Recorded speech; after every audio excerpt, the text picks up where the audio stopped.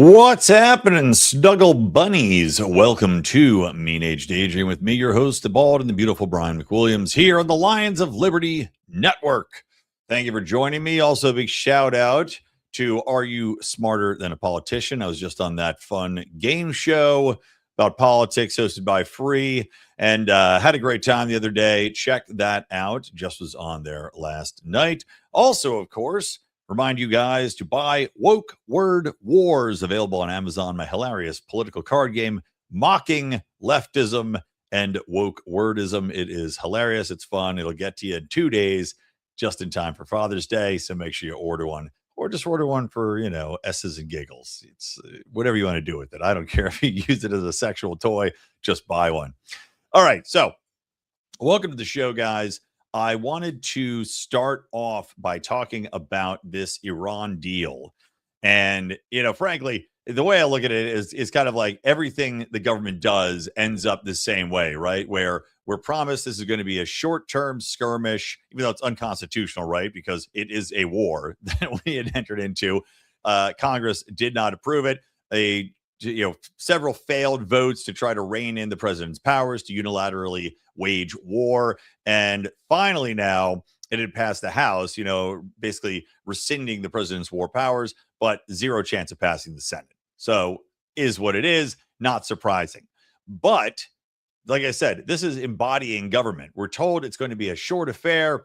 Don't worry, in and out, a little skirmish. It's not going to cost that much money. Well, $100 billion later, after expending all of our ammunitions, sending people there physically, which told we were not going to do initially, no boots on the ground. Of course, that promise was quickly broken.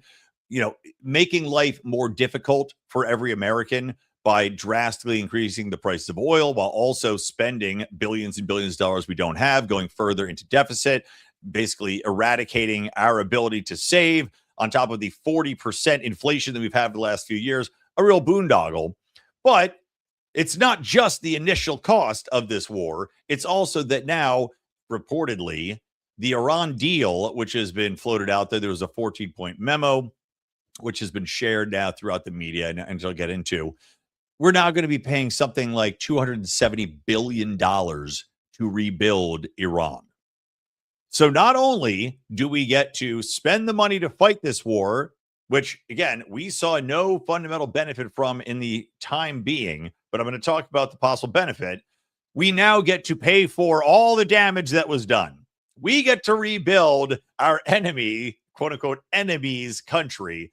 So not only do we get to spend the money up front, but now the taxpayers are on the docket for this. We're going to be paying for this for the next decade, 2 decades, you name it. And it just is perfect embodiment of everything the government does. Be it COVID, be it poverty spending, be it anything, be it welfare spending, we're always told, well, it's just going to be a little increase, just like our taxes, right? Our taxes were supposed to be just a little teeny bit of tax on just the wealthiest, and now every person's paying, well, not every person. We, of course, know the middle class and the upper class pay the vast majority of taxes, but now we get taxed 35 to 40% of our paychecks every single time. Amazing how it works out. But taking a step back, I'm looking at what this deal has in it. Now, number one, Iran is going to supposedly not pursue nuclear weapons. Of course, this has always been something that they have pledged. And we keep being told, oh, they're weeks away from a nuclear weapon. That never seems to happen. So they're pledging that again. They're also pledging to basically roll back funding of these militant groups throughout the region. Again, how you're going to police that, I don't know. How are you possibly going to know? Seems like something that, hey, wouldn't be great if it happened, but not likely.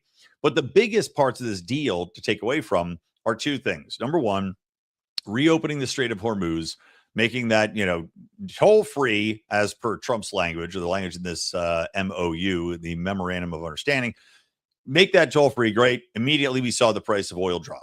Fantastic. Keep it going down. Everybody's tired of suffering over this war. But the bigger thing is the normalization of relations between Iran and the rest of the world and America at large. Now, what that means is that Iran has been essentially barred from selling oil to the United States, any of its allies. The United States really still stepped in there and made it unbelievably difficult for them to utilize their greatest asset. In addition to this, the United States goes out of its way to sanction Iran, goes out of its way to block Iranian assets and banks, make it so they can't get at them. This is actually a fundamental change in how everything can operate. Because you think of it this way, right? And this is why I titled this episode, well, at least in the graphic, "Do We Just Become Best Friends?" Because when you think about the pass-through effects of normalizing sales of oil from Iran, you're now, number one, reintroducing them to the world stage. You're normalizing relations with them and removing this demonization aspect, but you're also bringing them more into the global economy. Now, yes, they're going to get a hell of a lot more money. That, you could argue, if you're Israel, for example, you could argue, well, this is a horrible thing because now they're going to have all this money to invest in weapons and fund the militia groups and all this other thing. Yes, that is definitely a concern. However, at the same time, you have to think about, okay, for Americans who have suffered through this war, we're now going to get all sorts of access to that oil. The global price of oil will drastically drop.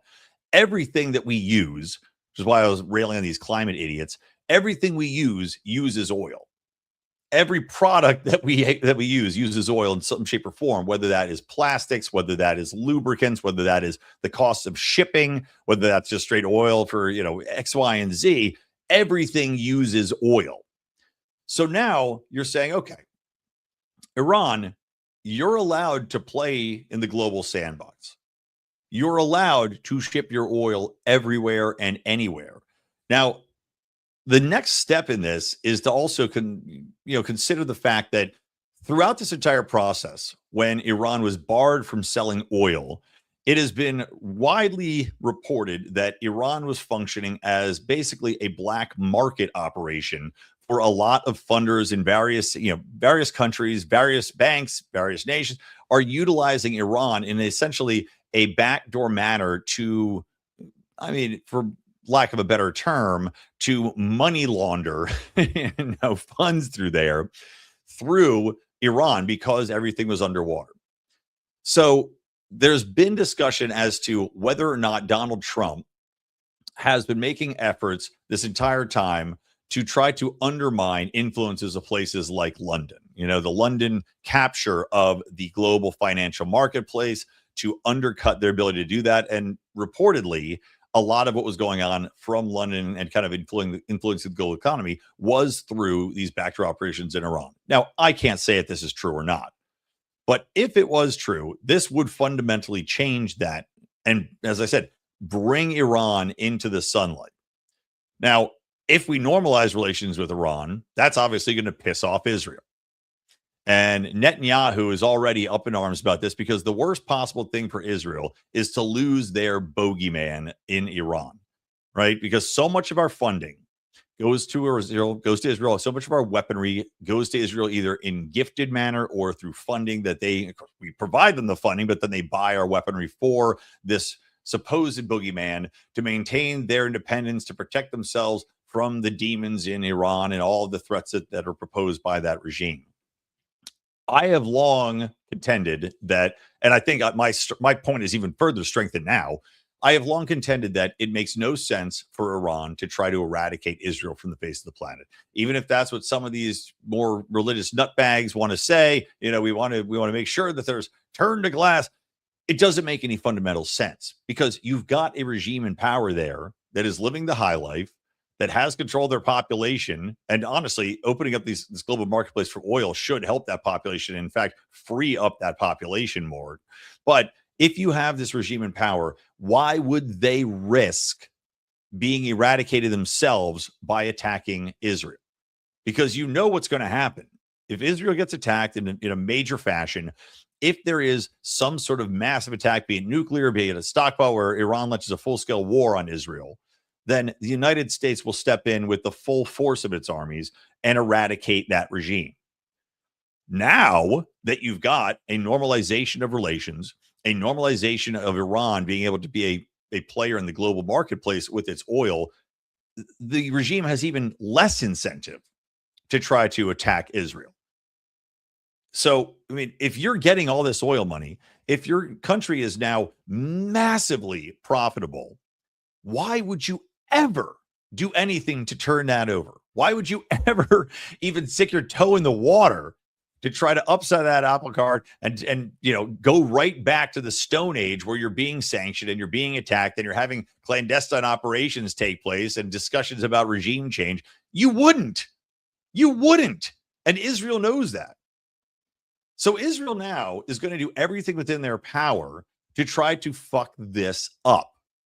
And I'm telling you, it's not beyond the realm of comprehension. Of course, we know it's happened before, that Israel may undertake a false flag operation in order to undermine this peace treaty, to undermine the normalization of relations, because it is everything in the best interest of Israel to continue to have this monster hiding in the closet for which we have to fund, for which we have to constantly be afraid of, to have a great evil to point their own population's eyes at, to make sure that they are distracted from whatever else Israel is doing. I mean, even within Israel, there's become a bigger opposition, at least to what's going on in Gaza. And the Iran war was a convenient excuse to get people to stop paying attention to that, right? Because we have a far bigger enemy now in Iran and their nuclear ambitions and their missile attacks. And look, this war went on much longer than probably anybody thought it would, because Iran is a mountainous country. No matter how much you bomb them, they're still going to have hidden repositories, hidden weapons within those mountainous regions, just like North Korea. You can go in and try to attack North Korea, but it would be foolish.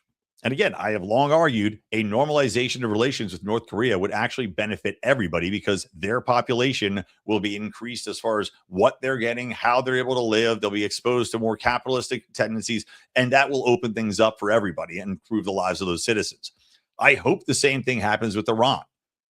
Well, like I was saying, this will in fact disincentivize any further aggression from Iran. Just like China and the United States, our economies are tied. A war with China would be absolutely disastrous for both sides, which is why it's not going to happen. I mean, even with Taiwan, China could have taken Taiwan any day they could do it overnight, and we would just be like, well, crap, even though we've got some bases around there, wonderful. The problem is they don't want to do that because it would destroy the economic ties, and neither country can go with that. If Iran and the United States have a normalization where we're really getting a lot of their oil, where it's keeping prices down here, where it's making life better for everybody, and they are now disincentivized, well, good. You solved the problem with economic means, not warfare means. The question is, did Donald Trump go into this in the first place with that in mind? I just don't know. I mean, I'm loath to give Donald Trump credit for making a move like this, if I'm being perfectly honest, because everything he's done so far, at least to me, has really pissed me off, with very few exceptions, like deregulating certain marketplaces and fighting back against DEI and climate stuff, all for that. But when it comes to these warfare tactics, when we went into this, I was like, this is insane.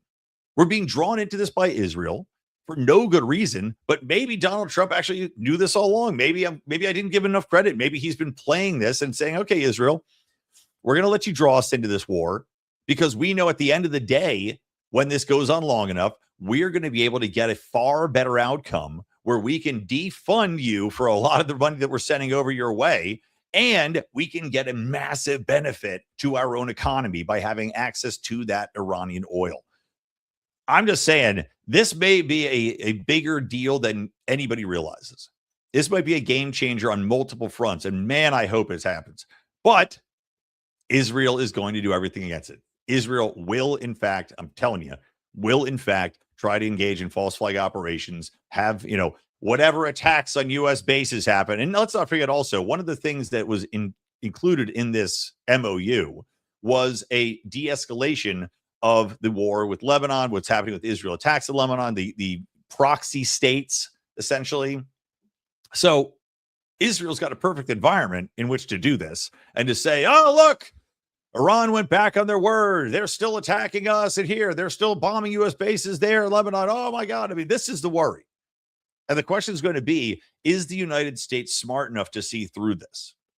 Can we resist the bait in order to get this peace put in and eradicate goddamn, how long has this been going on? 70-year-long war, essentially, be it economic or be it physical, with Iran and in that region, the Middle East. It's a game changer, man. So anyway, take that as you will.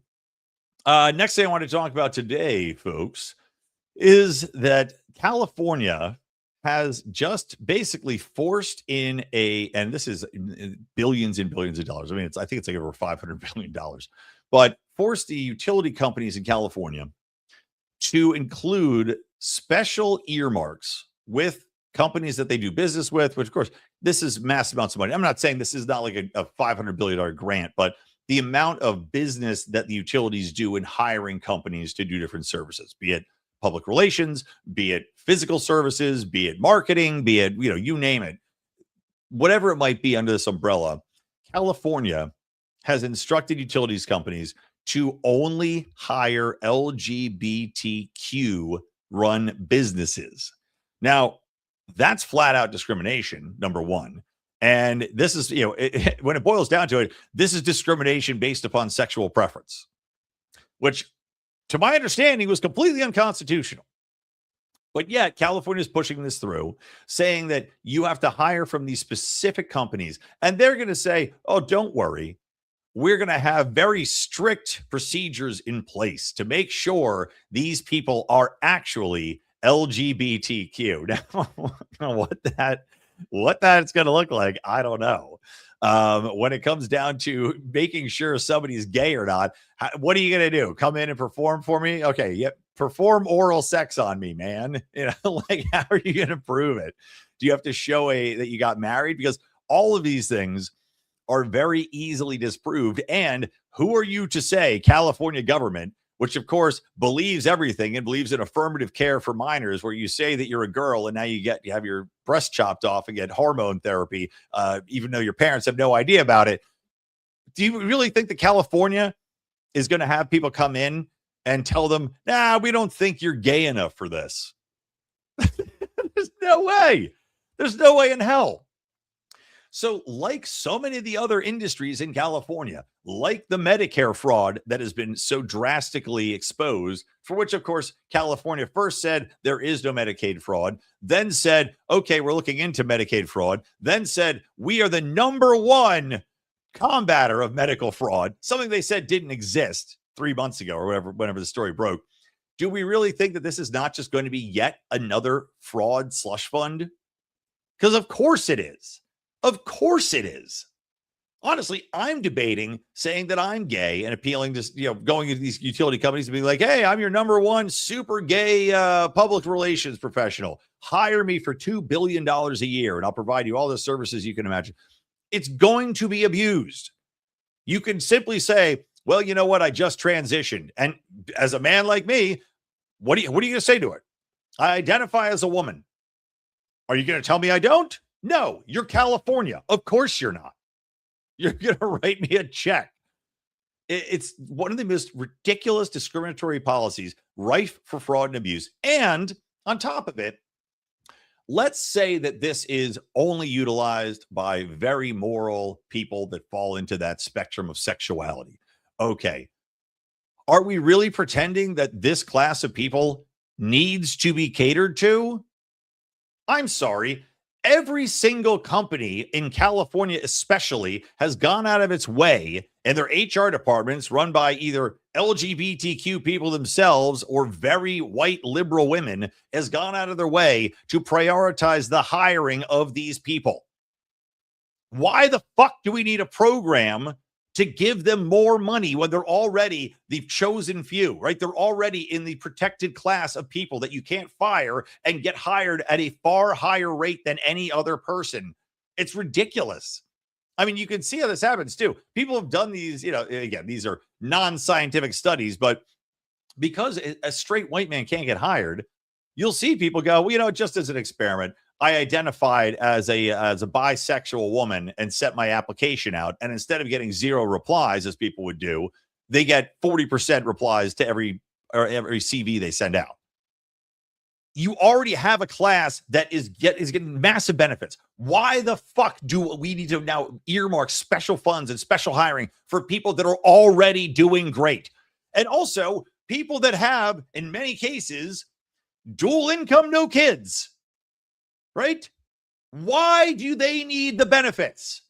when everyday working people with families and children are having struggling to get by because of the massive cost of everything in California, including utility bills, which have skyrocketed. And you know why they skyrocketed? Because California prioritized using renewable energy, which is unrealistic and not possible to fund all of the or to supply all of us with energy. So they keep having to go outside of California, ship in different fuels, ship in power from Arizona in order to meet these demands, and sends all of our prices through the fucking roof instead of just building some nuclear plants.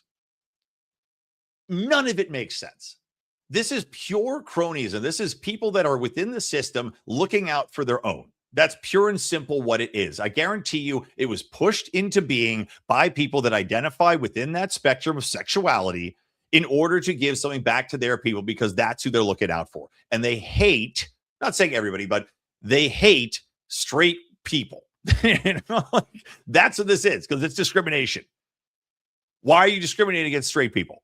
It's ridiculous. And again, I know I apologize. I don't want to categorize everybody within the LGBTQ sphere as hating straight people, but it just, when you see favoritism to this degree, the people in power that are doing this, it's very clear what their agenda is and who they're looking out for. And it's counterintuitive, it's counter economics, and it makes no sense. It's just, it pisses me off to no end. Okay. Next, more California insanity. I want to share with you a video, and this is just bonkers.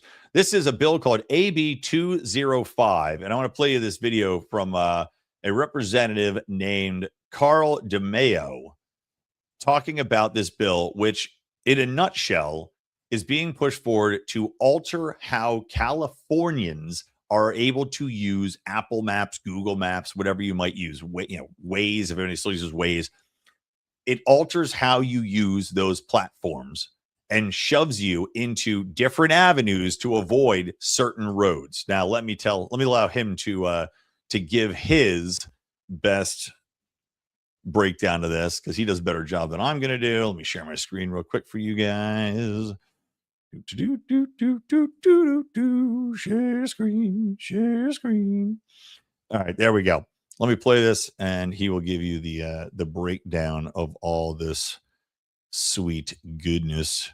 Why this? I swear to God, this is so annoying when this happens. There we go.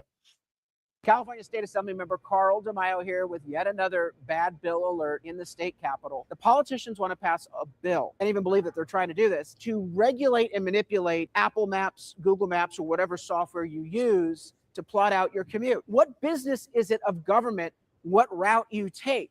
Well, a lot of them are saying that they need to protect the environment. What it means is that your commute's going to take longer. Literally, they're going to probably tell your map software, well, make sure we fight climate change, so let's add 30 minutes to the commute. This is absurd. Let's let technology figure out where the congestion is and get us from point A to point B as fast as possible. It doesn't take manipulation by government. Government's only going to screw it up. So tell government, stay away from my commute, stay out of my map software. Let's not pass this bad bill. Contact your legislators. All right. There we go. Okay. So, as I mentioned, what this means is that they are now manipulating how you drive. Now, this was a problem in California and Los Angeles and other communities as well, because what they had done previously was they had started something called road. God, what was it, like? Not road congestion, but it had some phrase for it. Essentially, what they would do is to force people, and the keyword is force, because that's what they're trying to do, force people into taking alternative methods of transportation like bicycles or scooters or taking the bus. They closed down half of the 2-lane roads to make them 1-lane roads, and they added big, wide bike lanes.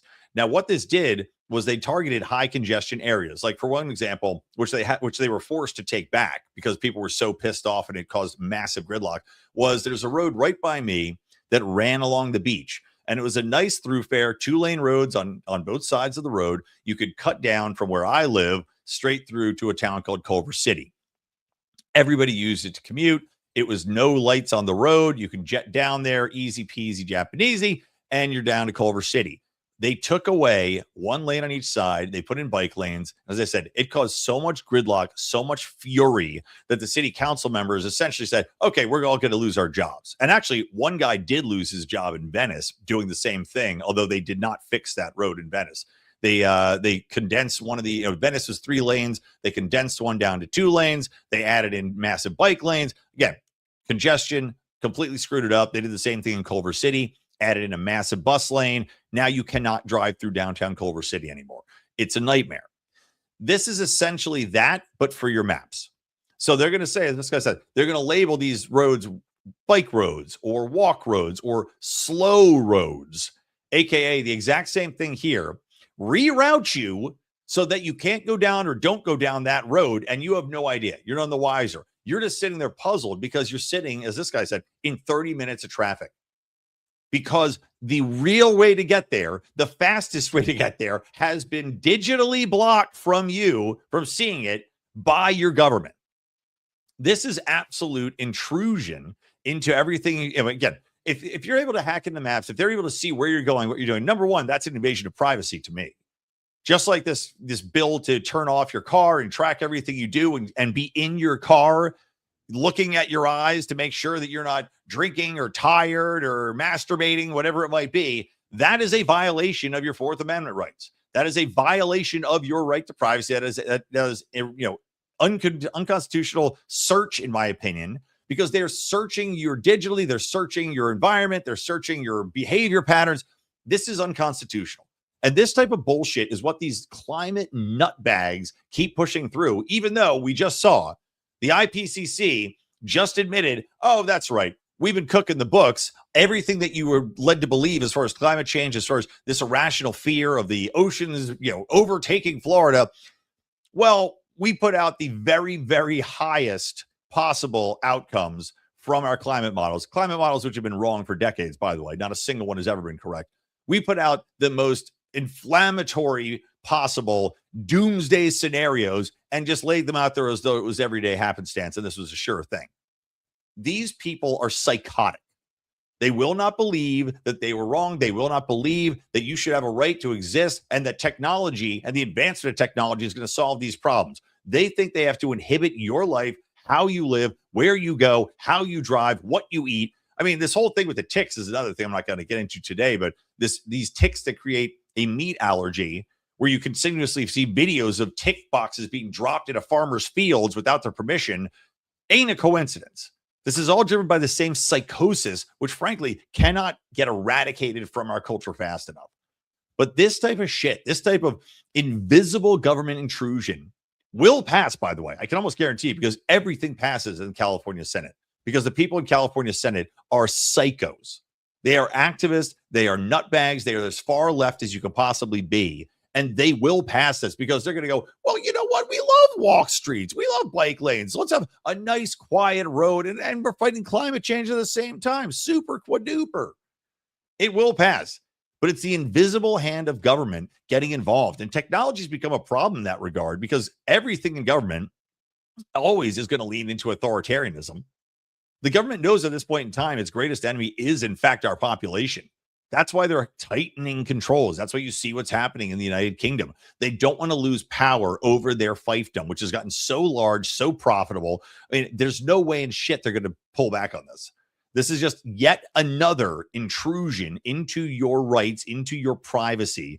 And, I'm going to see what I can do to fight it. But like I said, these people will not listen. The people in the state Senate will not listen to the population. Doesn't matter what you vote for. I mean, I just talked about how magically, at the same time, Nithya Raman somehow displaced Spencer Pratt with mail-in votes from Skid Row. The taxes that they proposed, and I don't know a single person that voted for a new tax. I was talking to all my neighbors about it, all my very liberal neighbors. None of them voted for a new tax. Yet magically, as the votes rolled in over the last week, magically, the new tax passed. Who the fuck's voting for it? They don't care about the population's wishes. Okay, last thing, guys, and then we will wrap it up, is that this whole thing with Elon Musk. Elon Musk became a trillionaire because SpaceX went public. I did not have funds to buy SpaceX stock at this point in time, again, because 40% of my income has been robbed over the last 5 years through inflation. And frankly, I have not been able to catch up. But Elon Musk's IPO launched for SpaceX. SpaceX, by the way, I was trying to get shares of before the IPO, and it was just unbelievably expensive to try to buy private shares, and they want you to buy, 3,000. There's no way. But SpaceX is providing rockets, which again, billions of dollars in contracts from the government. It provides the what's it called, Starlink technology, which is really, I think, for me, one of the biggest selling points, which will replace your everyday internet. It will replace it. It's a brilliant technology. And on top of that, God knows what else. Neuralink, if that gets normalized, I believe is also under the SpaceX banner. This is a technology that is a benefit to mankind. Getting off Earth and having the ability to get off Earth and have a space exploration is a necessity. I was talking to people, talking to my neighbors, again, in regards to climate change.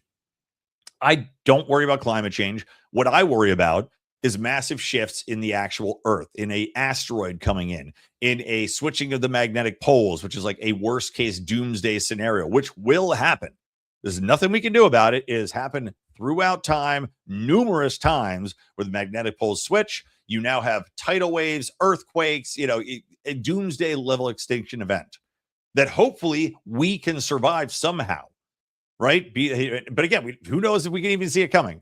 But the ability to escape Earth and get into a different environment, get off planet, is beyond valuable. In addition to being able to have the technology, as Elon Musk has suggested, another great suggestion, instead of having data farms built here in massive swaths, have them up in space that are solar powered. That way they're not doing anything to inconvenience anybody. They're not utilizing our water and cooling because space is so cool. Okay, you get the sun's heat, it cools down in space because space obviously is very, very cold. This is a benefit to mankind. Elon Musk's being so rich, becoming the first trillionaire from this IPO, which, by the way, does not mean he has $1 trillion, imbeciles. This is all money tied up in companies. His becoming a trillionaire made all these leftist, Marxist, jealous, dumb pieces of shit so furious. The mathematics they're throwing out, well, if you just liquidated everything, everybody could have a $3,000 check. Great job. So now everybody gets a $3,000 check one time, which they're just going to blow through and does almost nothing in today's high cost environment. You're going to eradicate a company doing incredible leaps for mankind. You're going to eradicate the hundreds of thousands of people that are employed by this. You're going to completely crash a portion of the stock market. I mean, the lack of economic knowledge and understanding is staggering. But on top of that, just on a base level, you either have to be very, very stupid to take the position that Elon Musk is somehow evil for becoming a trillionaire, or very jealous, right? Those are the only two options that exist. They're upset because Elon Musk, who in any other time period would be feted as one of the greatest people of all time. The man has done incredible things. It's not just him. He's obviously got people working under him that are very, very smart and talented, but it takes people to do it. And he has proven time and time again, he is willing to do it, and he has the vision to do it. I'm sorry, you sitting in your cubicle doing whatever, don't have the vision, don't have the drive, don't have the dedication to do what he's doing. You're a jealous piece of shit. That's why you hate him. You don't hate him for anything else. You don't hate him. Elon Musk isn't involved in politics anymore other than running X. Thank God he bought X. And yes, his politics are libertarian. That's where his politics lie. They are capitalist. That's where his politics lie. But guess what? Elon Musk becoming a trillionaire is an endorsement of capitalism.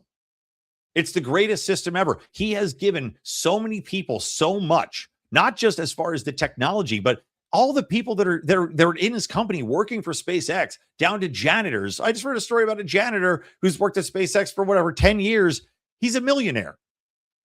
Do you hate a millionaire who is making, $25 an hour mopping up SpaceX halls? Do you hate him because he's a millionaire now?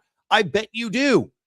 Even though it's a story of a hardworking individual getting a benefit from working for a company that's done wonderful things, you hate that guy because you don't have what he has now. You're just a jealous piece of garbage. And as I said, the flip side of that is that you're too stupid to understand what went on. Flat out. And yes, you're also jealous. And look, I don't pretend that the average American is not very, very stupid. I think we are very stupid, and people are getting dumber by the day. Social media is part of that. Academics is part of that. Bad parenting is part of that. I mean, people are getting dumber. But for you to not understand how the capitalist system made so many people rich, technologically able. You're driving your Tesla around at a very reasonable cost. You're able to charge it wherever because Tesla was able to build out an infrastructure. The only, by the way, really functional infrastructure for EVs that's out there is Tesla, which Elon Musk created. If you're too dumb to understand how big a deal this was and how the impact of Elon Musk means that he deserves to be a trillionaire, I don't know what to tell you. Just like being jealous of Jeff Bezos, but Elon Musk has done far greater things than Bezos. Bezos made Amazon. Great. It was a good service. I use it. Look, I love it. It changed the world. Elon Musk is changing the world in a far more fundamentally drastic way, setting us up for future success, inventing technologies that we will utilize and are going to be the backbone for more future evolution of our species and into how we travel, how we interact, how we communicate. Don't be this dumb. All right. That's it. All right, thanks, guys. Appreciate you tuning in. I will be back next week with a brand new edition. Reminder, please hit that subscribe button, hit the little bell on Rumble and on YouTube so you know when we are broadcasting. Don't forget to subscribe to the Lions of Liberty Network podcast wherever you listen in. And, of course, buy Woke Word Wars. Okay, that's it. From me, Brian McWilliams, from the Lions of Liberty Network and Mean Age Daydream. Keep those electric eyes on me, babe, and keep that ray gun to my head. I will talk to you later.